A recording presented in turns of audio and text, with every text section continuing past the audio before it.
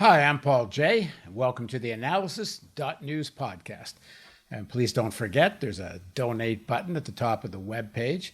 And we have a matching grant campaign on. A generous donor put up $10,000.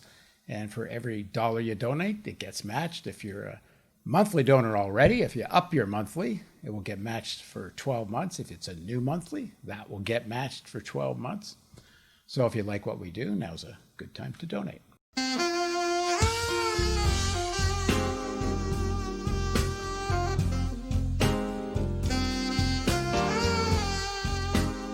Hi, I'm Fox San Antonio's Jessica Headley. And I'm Ryan Wolf. Our greatest responsibility is to serve our Treasure Valley communities, the El Paso, Las Cruces communities, Eastern Iowa communities, Mid-Michigan communities. We are extremely proud of the quality, balanced journalism that CBS 4 News produces. But we are concerned about trouble and trend of irresponsible, one-sided news stories plaguing our country. In many countries, newspapers and television news and media shows make no pretense of being anything other than partisans of political parties.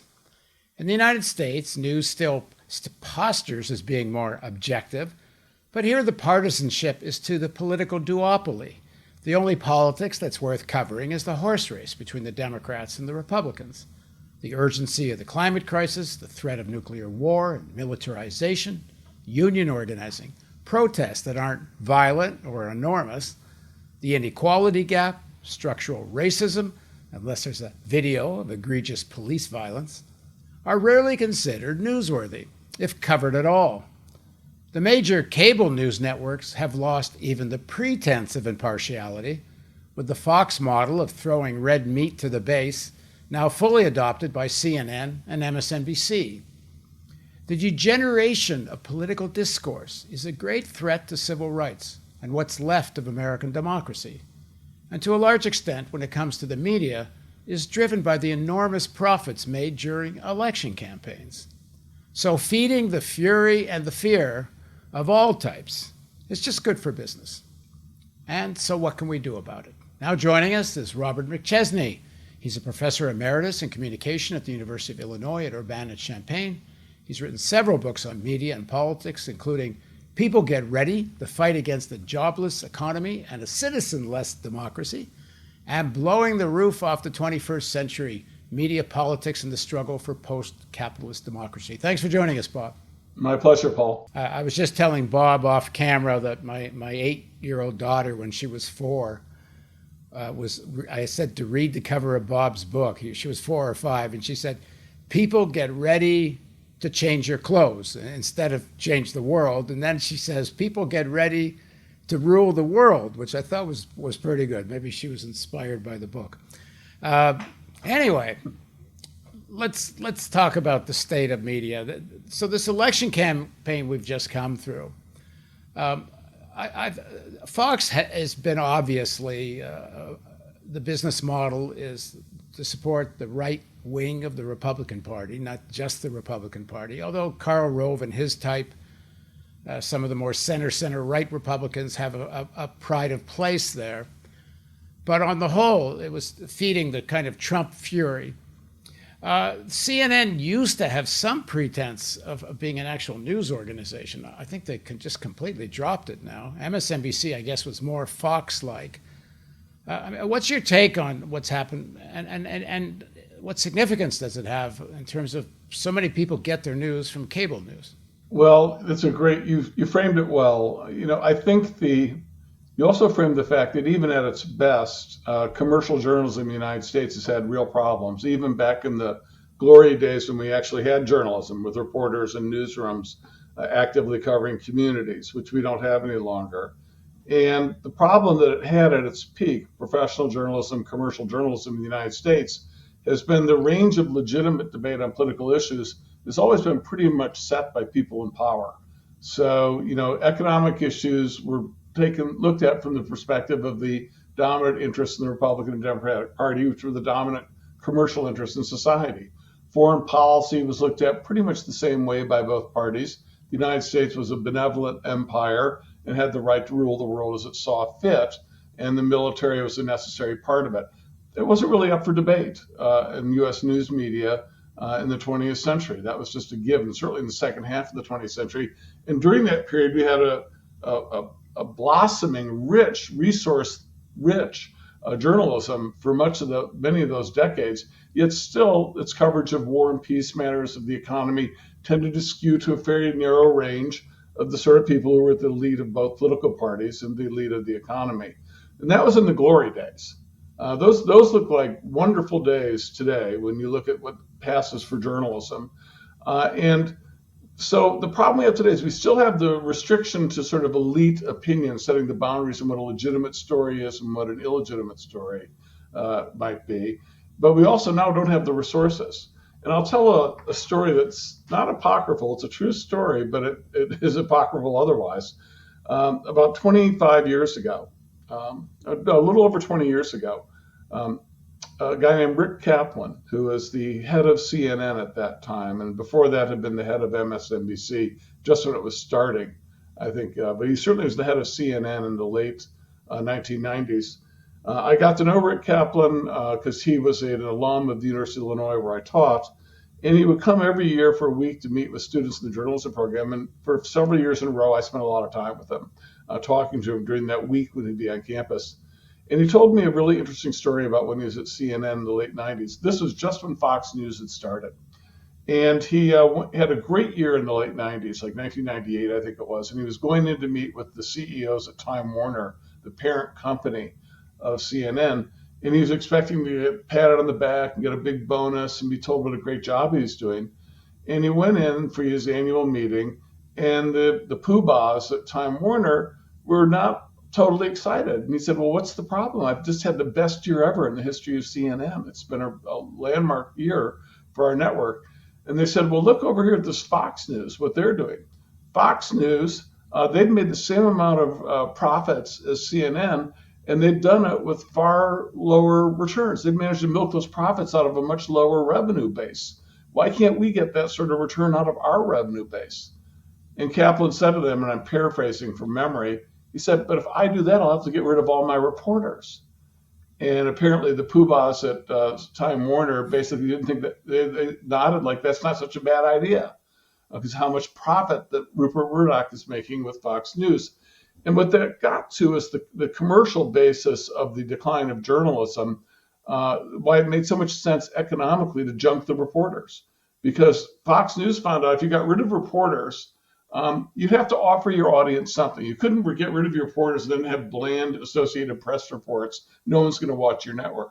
But if you get rid of your reporters and then you tap into a section of the market that watches TV news and give them the take on the news that will appreciate, that's really inexpensive and you can build a name for yourself. And that was why Fox News was as brilliant a commercial idea as it was a political idea. And it was a truly brilliant commercial idea. And I think what we've finally seen with CNN and MSNBC is they've adopted the same model, and the right lane was taken, so they took the left lane. But they're still within the boundaries of sort of elite thought. There's no lane for you, Paul. There's no lane for The Intercept. There's no lane for Democracy Now! There's no lane for the sort of investigative journalism that even our mainstream media provided in the 60s, 70s, and 80s, and our great newspapers, where you'd see some deep, wonderful digging. That doesn't exist anymore. But what we have, it's commercially driven, this journalism-free pontificating, especially on cable TV news, satisfying an audience by sort of just talking to the same talking heads, covering the same 2 or 3 stories in every cycle. I mean, you could watch MSNBC and CNN from now until the cows come home, and you'd have no idea what's happening in Latin America. None whatsoever. I'll dare say that if you watched U.S. news media in the 1970s, or certainly read newspapers, you'd have a decent idea who the head of state were in all the major states, when elections were coming along, what the great political issues were. I know because that's how I followed Latin American politics, and I know a lot more in the 70s than I know today by watching the media on CNN and MSNBC. You'd think the world ended at our borders, basically. I think there's a couple of things. One is if you watch the financial news, read financial newspapers, if you on television, radio, Bloomberg, you will get more of that kind of actual journalism. You will know more about the world because the investor class, they actually do want to know this kind of stuff. But the elites have more and more come to the realization that it's, as far as the majority of the population goes, the more ignorant people are, the better. Yeah, so I think you're right. We see this, the business press, for the people who have to invest money and have a lot riding on the outcome, they need to know what's actually happening in the world to a certain extent to protect their interest. And so you're going to find much better reporting in the Wall Street Journal or the Economist or any Bloomberg than you're going to find in the conventional general news media. But it also has all the biases of the class it is pitched to. So in that world, labor movements are by definition highly suspect. Deregulation or pro-market reforms are by definition enthusiastically embraced as probably a really good idea as long as they're implemented properly. That's just a given. That's not subject to debate, despite whatever empirical evidence there might be. And it's not, when you get back to cable news, it's not entirely driven by the business model. Because, like, for example, most of the people I interview on the analysis would make superb guests on MSNBC or CNN. In fact, most of my guests are better informed than most of the guests that they're talking to already. But they don't fit in with this duopoly narrative. The analysis goes beyond just Republican versus Democrat. And even at that level, they have a political kind of bias and censorship. Like AOC is rock star material. If purely from a money-making point of view, how could you not have her on almost every day on MSNBC? But it doesn't play into the pro-corporate Democratic narrative. So there's also this political bias, which sometimes even is ahead of what would make them money, because, like, for example, the fight of the progressive wing versus the corporate Democrats. It's a good narrative. People would want to watch that. But there's a bit of it, but not much. You're absolutely right. In fact, you can see a bit of a change here. When MSNBC was first cutting its teeth as a liberal network during the George W. Bush era, 2001 to 2009, frequently it'd have guests on like Glenn Greenwald or Jeremy Scahill. And, they'd be, or Thomas Frank. Yeah, they'd be doing really good investigative, critical work, exposing the Bush administration and its various crimes around the world. And then they were okay to be on the air. But as soon as Obama came in, when they applied the same standards that they applied to George W. Bush to Obama, that was unacceptable. They were basically ushered out the door. And that showed the strict line that was there in the sand of how far you could go. And your analysis is completely correct. What locks that in is that when now that Biden, when Trump came into power, they did not open the door to the progressives in the journalism community again like they had during the Bush era. Then, to the contrary, it seemed they battened on the hatches. They called up McClain, said, "Get your guys over here to explain the world to us from the CIA's perspective, because that seems to be where the smart people are." And they called in the NSA and they called in Wall Street. And basically, the corporate wing of the Democratic Party, the corporate worldview, was accepted as that's the proper frame of reference for journalism on this network at MSNBC. And I think that more or less trickles to CNN pretty much the same. Although I will say that occasionally stuff leaks out of CNN that would never leak out anymore at MSNBC. Yeah, but not very often. Not very often, but occasionally. Yeah, I've interviewed Thomas Frank a few times. He wrote a best-selling book, What's the Matter with Kansas? Was writing in major newspapers, well-known. And he's also a good guest. Not everybody who writes successful books is good on TV, but Frank's good on TV. He's funny.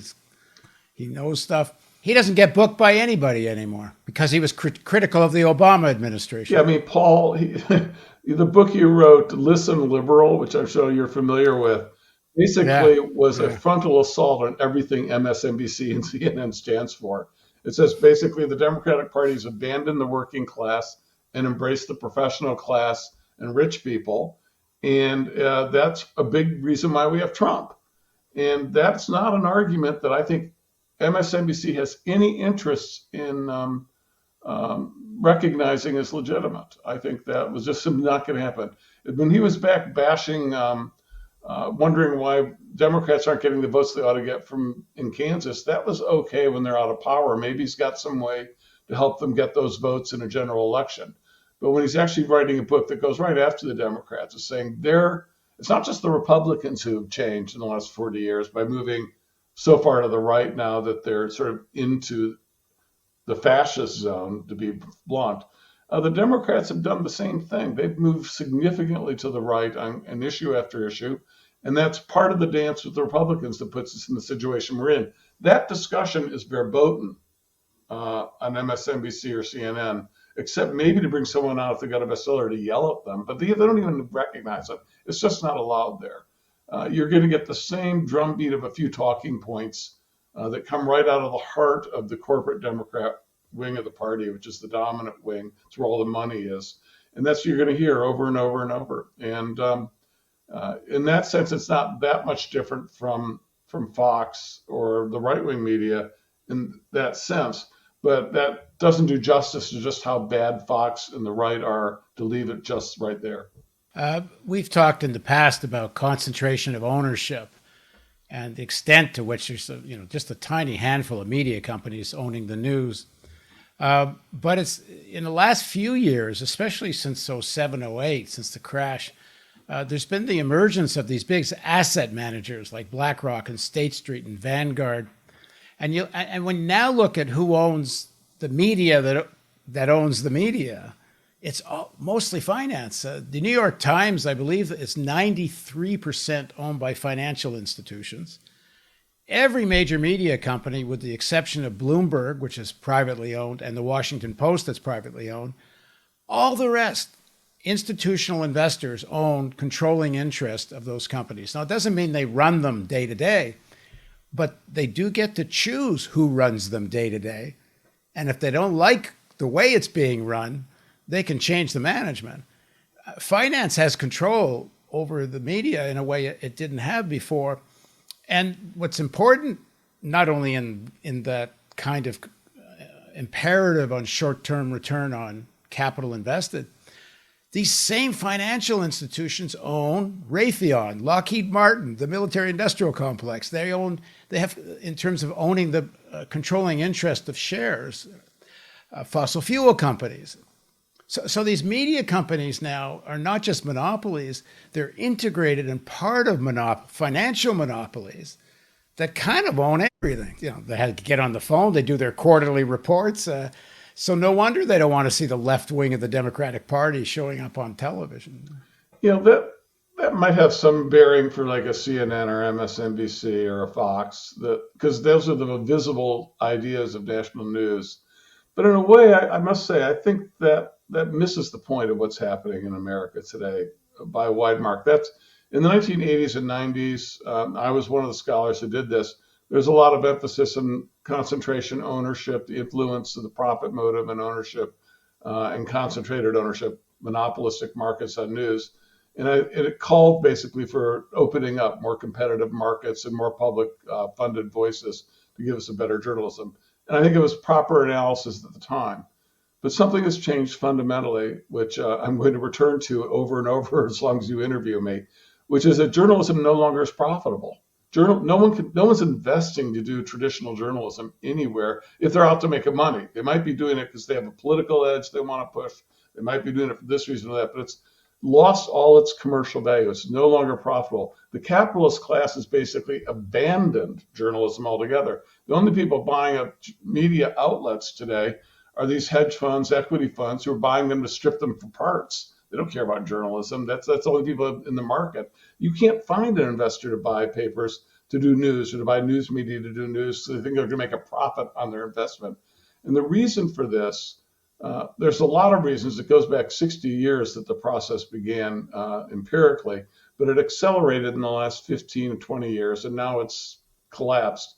The reason is that the economic basis for commercial journalism in the United States, for over 100 years, for 120 years, has been advertising support, providing between 60 and 100% of the revenues that supported journalism in the country.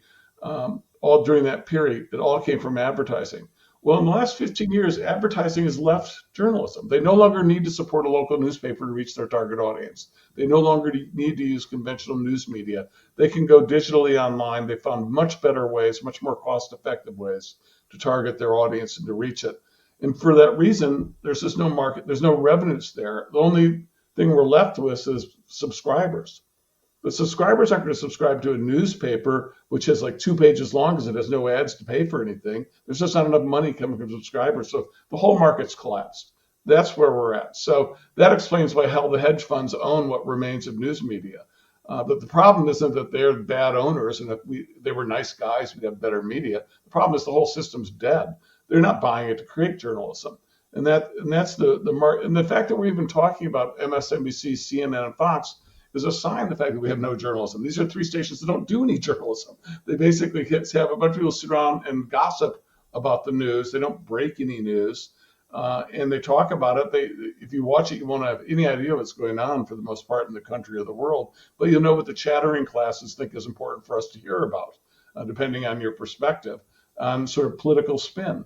And, that's not journalism. And they don't, to the extent you see journalism on CNN or MSNBC, more often than not, they call in a reporter from the Washington Post or the New York Times or the Wall Street Journal, 3 of the remaining newsrooms that cover national politics left in this country, who are actually covering stuff.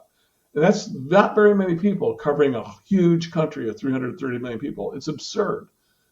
We have no journalism left at the local level in this country. What remains is virtually extinct at this point. It's on the verge of extinction. Yeah, I'm not sure we're disagreeing. No, but I'm just framing it different because the traditional idea is, well, you get more owners, more different companies producing it, and you get better results. You'll have more competition. You'll get new ideas in that wouldn't have been, new stories will get covered that wouldn't be covered before. Well, and you're assuming the marketplace will encourage that if there's a lot of different owners and participants. There's no marketplace anymore. I mean, that's the point. There's no one's starting up new media successfully. No investors trying to anymore. They understand it. They've gotten the memo. If you want to lose your money, invest in journalism. Get out. So, when Bezos bought the Washington Post, I forget the price he paid for it, but he probably paid 1/10 of what he would have had to pay for it a decade earlier.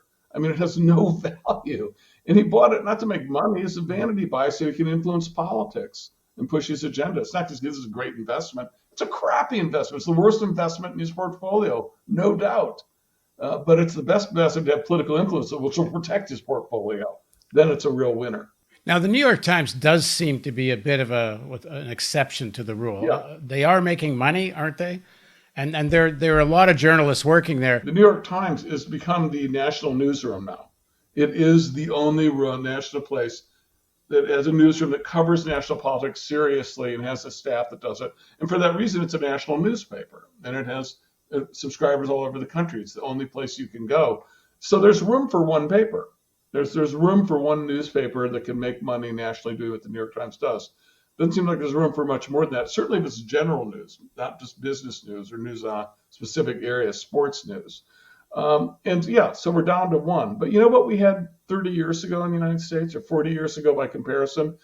There were probably a dozen major American newspapers that not only had big Washington bureaus, they had bureaus in London and Paris and Moscow, in South America. They were covering the world. You actually saw international news, which doesn't exist anymore. You have, ironically, in the global age.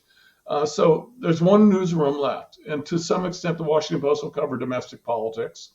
It champions the stuff in Washington. And the Wall Street Journal does some good reporting still.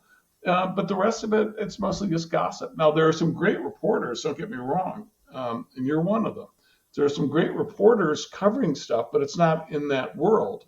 It's on the margins, on the fringes. It's being supported through, like you have to do, try to find people to support you, willing to give you money because they understand the importance of the work. But there's not enough money out there, even if you find rich people to give you money to bankroll the sort of resources we need to cover Baltimore, Maryland, or Pittsburgh, Pennsylvania, or anywhere else in the country. That's the great crisis we face, not to mention the national news.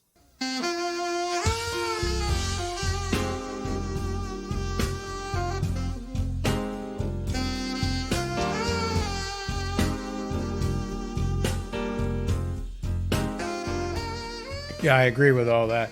The thing about this concentration of ownership that I was saying is that the interest of finance is now so directly involved in the media that even though the New York Times is, I don't think there's any parallel to it in the United States in terms of a functioning international and national newsroom, the boundaries of where they're willing to go are still within the realm of the duopoly in terms of politics. It's still about Republicans versus Democrats. But even on other issues, like I've been preoccupied with BlackRock, this big asset management company. It's $7 trillion under the control, and between them and State Street and Vanguard and some of the other smaller ones, they vote the shares that control something like 95% of the S&P 500. But when I tried to find stories about BlackRock that really are revealing, the place I really found them was on Bloomberg. Mm-hmm. Well, Bloomberg's privately owned. Yeah. Where the New York Times is owned by BlackRock, Vanguard, State Street, and the other institutional investors. So there's a kind of people get to know, I guess they know where their bread is buttered. So in no way am I disagreeing with how the market for journalism has collapsed. I'm just saying it's even gotten worse than that, because the ownership is so intertwined now that the same people that write about nuclear weapons and nuclear war strategy, the same ownership owns the 12 companies that make nuclear weapons. So it reinforces the problems to begin with, and then some. So let's talk about the sort of interconnection between how to change this. Now, to really change it, we're going to need a breakthrough politically, at least at some state levels, because this donor model, we haven't seen anything with the donor model get to scale. Even Intercept, which has some serious money from Pierre Omidyar and does good investigative journalism and does get reference in the mainstream press. I guess maybe Democracy Now's the most successful based on foundation and donor model. But the vast majority of Americans have never heard of Democracy Now! So it's going to be connected to the issue of a breakthrough politically, nationally, at state levels, because there needs to be some really serious public money put into this idea of a real democratic media. And that's a political problem, because just the private donation problem, it's just not going to be enough. Like, you could imagine a state, especially a bigger state like California, say, could put up real funding for independent media if they would have the political guts to do it. But anyway, how do you imagine this changing? Well, I think I'm open-minded. I think we have to throw a lot of ideas out there, work on them, and see what develops. I don't think there's one plan that will solve it necessarily, although there are some things we know for sure. What most Americans don't realize is that the First Amendment to our Constitution, as Justice Potter Stewart put it, is a structural demand on the government to make sure there is a press system, there is an independent free press. It's not just don't censor the press. You've got to have a press that exists that can't be censored. And so it's two parts to our free press tradition. The first part I talked about, that there actually be a free, independent free press, was forgotten by the time the commercial media came along in the 20th century, and these huge giants. It assumed the market would always produce it. That was never a problem. You'd always have this huge news media, and the only thing you worried about was the government censoring it. Well, in fact, at the time of the American Revolution, there was no guarantee you'd have a press system. It required massive public subsidies to have a press system. We had enormous public subsidies. The primary one was the post office, which was created basically to be the free distribution arm of every American newspaper, or at a nominal expense for the first 100 years of American history, which made it possible to have this plethora of diverse views of newspapers, which are foundational to our political democracy, the best parts of our democracy. There wasn't a single social movement of value, from abolitionist movement to the suffragette movement, labor movement, all the rights to expand the franchise, that weren't led by editors, they weren't led by news media. The media was the center of democracy. And those media only survived because they were supported by the post office, getting free distribution or really inexpensive postage that covered all their distribution costs. And so that's our American tradition. We have this rich tradition of understanding the exact problem you outlined, that you need a news media to have a functioning democracy, and we can't bank on the market. And we're in a situation now where the market clearly has given up. It's failed. This is a public good, news media. It's something society desperately needs, but the market won't produce in sufficient quality or quantity. And so I think it's got to be, if we understand that, then say, okay, how do we solve that? How do we get the great political problem? How do you get sufficient public funds to support independent, uncensored news media, but not let the government control who gets the money and how it's used? That's the problem. Is it solvable? Well, the postal subsidy solved it. The postal subsidy, everyone got it who was a newspaper. They didn't care what your politics were. And in fact, the reason why we know it was such an extraordinarily successful policy is that the first great scandal with the post office delivering newspapers came in the antebellum period when Southern postmasters refused to carry abolitionist newspapers. And that was considered such an outrage in the North. It was one of the main factors that drove Northern anger at the South and hatred of slavery, that it would take away democracy if you couldn't even talk about slavery or abolition. And there's only been another handful of other incidents in which you have the government, the post office would try censorship that were always criticized. In fact, during World War I, the last great moment when anti-war tracts were censored, what the U.S. government did during World War I was so outrageous that it led to all the great First Amendment decisions the Supreme Court made that we live with today, came on the heels of World War I. And a lot of that came from the censorship of the post office of anti-war material, being considered just obscene by most Americans. So we have this rich history of solving that problem successfully. Now we've got to come, how do we do it in the digital age? How do we do it in an era in which you don't need ink and newspapers, in an era in which you want to have local media, and local media disappears in the digital era, because once you go digital, localness means nothing. For you to do your program, Paul, even if you want to do just Baltimore, Maryland, when you put it online, it's seen as easily by someone in China as it is in Baltimore, Maryland. And so you basically have an international audience automatically. Localism is stripped out of the technology. And for that reason, we've got to come up with a way to have local media that covers communities, that draws people together, independent, competitive media that's functional and accountable. And can it be solved? Well, I think it can. And I've worked for years with a number of people, and not just the United States, but in Canada and in Europe, on plans to do it. And we think basically it should be a publicly funded budget that basically people in local communities would vote for whichever nonprofit media they wanted every year to get it. And you'd have, so, you know, if it's $200 per person, it would mean you do it at the county level, because then counties are sort of the core unit. And everyone in the county could vote for how you'd allocate the budget for that. And you pick a few, and then everyone who gets over 3% of the vote qualifies, and they get however many votes, they get that amount of money. And you have it every year, so it's competitive, so no one gets to just lock in a position and ignore the public. But something like that, starting with that principle. Now, maybe it can be done at the state level first, but I think we ought to really think nationally. I guess we're at a point now where you look at the information level of American politics today compared to what it was even in the Reagan era. And it's frightening. There's no other word for it. It's utterly frightening to see QAnon, to see this other stuff that's being widely circulated as, you know, legitimate. The reason for that is there's nothing, conspiracy theories, the only theory is trying to make sense of the world. There's no one else is trying to explain how do you understand the world. You don't have a journalism. We've got to get journalism back in communities, explaining the world to people in competitive groups. So it's not just one voice, but multiple voices.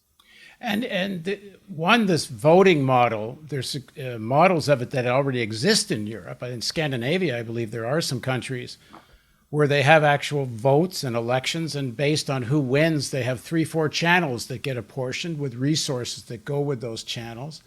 In the United States, there is a kind of structure that kind of exists that could be built on, which is these community cable channels, where cable companies have had to open up channels in order to get cities, as part of their obligation to cities, to put up their cable lines, but they're completely under-resourced.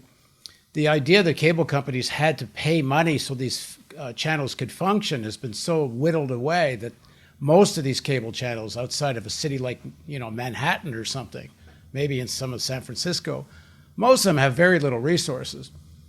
But there actually is cable space. There is channels that exist that if they were really resourced, and they have a bit of democratic structure to them now, because at least I believe some are voted on by communities who runs these cable channels.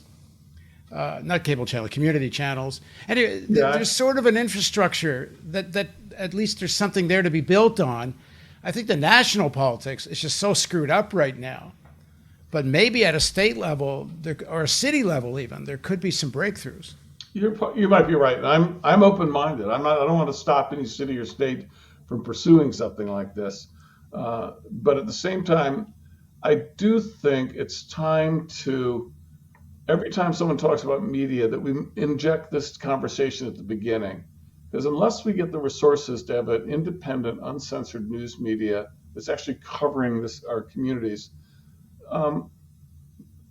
unless we get that right in the middle of everything, everything else we're doing that we think about democracy is pretty much irrelevant. I mean, if we need to have, this is sort of the foundation of democratic theory, not just in this country, but globally. You've got to have some semblance of a credible independent press. We don't have one anymore. So I'm fine for however we want to do it, but that's probably why I answered your question about media ownership the way I did, that we've got a bigger problem than just who owns the media. That's not that isn't a problem. We don't have media to be owned. I mean, we don't have the resources there that are being done doing the job. If you live in a city, most American cities now, or communities or counties, the term that we've invented in the last 30, I'll give you preface this. In the 1970s, there was no term for homelessness, because homelessness didn't exist really. By the 1980s, it was commonplace. We had millions of people who couldn't afford housing. And now we've got a new term that's never existed in America before, that has become a fastest growing concept in journalism. It's called the news desert. These are places in America where there are no reporters covering a community. None, zero, nunca. And no newsroom, certainly. And if you expand news deserts to mean like you have to have a minimum number of reporters per 100,000 people, a wide portion of this country is now a news desert, where there's no really any credible journalism covering your state, your community. And, the difference for anyone our age, Paul, from what that meant growing up, no matter even the problems of earlier journalism, but it used to be, if you read your local newspaper and listened to the AM news, you'd have a pretty reasonable idea what was going on in your community. You have a baseline. There's none of that today. Most people can't mention, they don't have any clue what's going on in their city or their community. And that's what happens. And boy, you just really can't, the system's not going to work very well as long as that's the case. In fact, we're seeing the results now. It makes possible someone just like Donald Trump. And it's not an error that the far right in this country, the Breitbarts of the world, the Mercers, the Bannons, revel in the collapse of journalism. They revel in the idea that they can basically control now the narrative and not have really a voice they have to contend with. They can just dismiss it as baloney, as fake news. This is a serious issue. And nothing more serious than the lack of coverage of the climate crisis. Yeah. We're within, at the moment right now, even if there's a certain amount of action by the Biden administration. But some leading scientists from the IPCC a couple of years ago had a report that if every country that signed the Paris Accords fulfilled all of their commitments at the Paris Accords, we would still hit 2 degrees warming above pre-industrial average by 2050. If they all fully achieved their commitments. Well, the science is getting pretty clear now that if you hit 2 degrees, you have an effect called runaway. In fact, I have an interview I'm publishing in the next couple of days with a climate scientist. Runaway is, for example, more forest fires, more carbon emission from the fires, more melting of the Arctic, more methane released. You start getting this runaway effect that after you hit 2 degrees warming, it gets difficult to impossible to not hit 3 and then 4, and you essentially have an unlivable planet. how is that not the most compelling story night after night after night? So it's not just a politics story. It's an extraordinary story, and obviously going back to where the point of departure for this interview, the framework for American journalism is sort of what elites consider relevant issues and what they're debating. And this clearly is not especially relevant issue for the elites of this country because they're not encouraging this debate whatsoever. Their politicians aren't encouraging it. They're not paying for politicians to encourage it, and we're living with the consequences. And theoretically, in a democratic society, even if the people who run the country don't want to talk about it, there's a news media that's focused on the issues that aren't always going to be popular with people in power. And that's what a free press is for. And they would be doing exactly this. They would be beating the drum on this issue, publishing the work, talking to people, talking to activists, what they're doing. So if you live in a community, you'd know what people are doing in a community on this issue. Right now, most Americans are living in a closet, so to speak, with the light off, because they have no idea what's going on in their community. There might be lots of people actively organizing this. They'll have no idea. They'll have no idea why it's a big deal. They're clueless. And it's not their fault. I mean, you say, well, they should know. Well, how are you supposed to know about something if you never tasted it? 74 million people just voted. That's not the only issue. I mean, there's a bunch of related issues right up there. Issues of war and peace, which are also potentially catastrophic for our species, are completely off limits in our commercial news media and our mainstream news media, NPR as well. The range of debate is, to paraphrase Jeff Cohen's great line, it's from GE to GM. I mean, it's, although I must say the Republicans have, they've brought in this new fascist element, which is really their special contribution of the last decade, where, the range of debate used to be like narrowly between sort of a corporate liberal viewpoint on foreign policy. Now we've edged into the isolationist, racist, screw the rule of law. I mean, just dark underbelly of neoliberalism. And so that's our range of debate now is like, well, those are your two choices. It's no choice at all. All right. Thanks for joining us, Bob. My pleasure, Paul. And thank you for joining us on the Analysis.news podcast. And I hope Bob will be back often in the future. And don't forget, we have a fundraising campaign on now. Go to the website. It explains everything. But it's a matching grant campaign. And if you donate, it's going to get matched. So thanks for joining us on the Analysis.news podcast.